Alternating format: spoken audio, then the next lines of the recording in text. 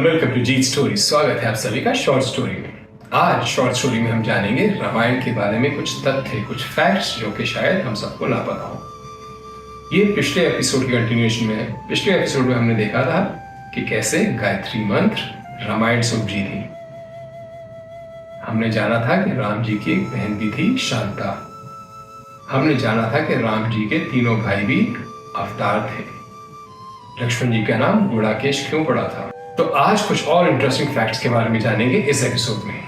पहला, कुंभकर्ण को जो निद्रा का वरदान मिला था ब्रह्मा जी से मिला था और उसके पीछे इंद्रदेव का बहुत बड़ा हाथ था। इसको मैंने पूरा अच्छी तरह समझाया है एक वीडियो में, जिसका लिंक साथ में दे रखा है, नीचे कमेंट्स में भी है, जरूर देखिएगा।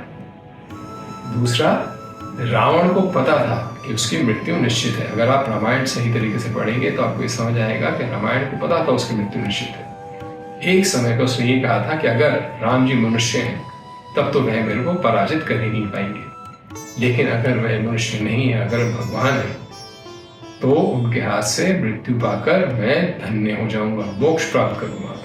इसीलिए कहते हैं कि रावण भी एक बहुत पढ़े लिखे पंडित थे। तीसरा और सबसे महत्वपूर्ण पॉइंट, एक समय पे राम जी ने लक्ष्मण जी को अपने से दूर भेज दिया था। यहां तक कह दिया था कि ना कभी मुझे देखना और ना कभी मेरे से बात करना। हुआ ऐसा कि एक बार राम जी के पास आए यमदेव। यमदेव ने राम जी को कहा कि हमारी और आपकी जब तक ये वार्तालाप चलेगी तब तक कोई उस कक्ष में घुसेगा नहीं, हमारी मीटिंग को कोई डिस्टर्ब नहीं करेगा, और अगर किसी ने डिस्टर्ब किया, जो उस डिस्टर्बेंस का रिस्पॉन्सिबल होगा उसको आपको मृत्यु दंड देना होगा। तो राम जी ने बुलाया लक्ष्मण जी को और उनको ये महत्वपूर्ण काम संभालने को कहा द्वार पे खड़े रहो और किसी को अंदर मत आने देना। कुछ ही समय बाद ऋषि दुर्वासा पहुंचे वहां पे और उन्होंने राम जी से मिलने का अनुरोध किया। लक्ष्मण जी ने बड़े विनम्रता से हाथ जोड़ के बताया कि राम जी तो वे नहीं मिल पाएंगे। तो इस पे ऋषि दुर्वासा हो गए नाराज, क्रोधित हो गए।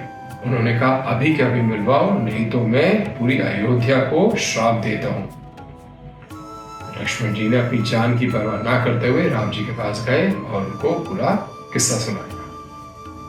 परंतु राम जी तो थे मर्यादा पुरुषोत्तम, लक्ष्मण जी को मृत्यु दंड तो देना ही पड़ता। तो इस पर राम जी ने बड़ा विचारा और उनसे लक्ष्मण जी से कहा कि आप यहां से जाओ और कभी भी मेरे से ना मिलना और ना मेरे से बात करना। अब लक्ष्मण जी राम जी के बिना कैसे रह सकते थे? तो लक्ष्मण जी ने ये सुन के जय समाधि ले ली। लेकिन इस पूरी कहानी के पीछे जो मूल है, जो रीजन था, वो ये था कि यम जी राम जी के पास आए इसलिए थे कि अब राम जी का समय हो गया था वैकुंठ वापस लौटने का। जो धरती पे काम करने आए थे वो हो चुका था और अब वापस लौटने का समय आ गया था।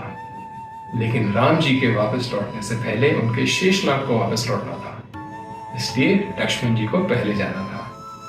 और उसके कुछ ही समय बाद राम जी ने भी जल समाधि ले ली, इस शरीर को छोड़ दिया और इस मृत्यु संसार को छोड़ के अपने वैकुंठ लोक वापस चले गए। थी ना इंटरेस्टिंग स्टोरी? ऐसी इंटरेस्टिंग स्टोरी के लिए बने रहिएगा। अगले एपिसोड में फिर मिलेंगे। जय हो, टीवी मीट अगेन। नमस्कार।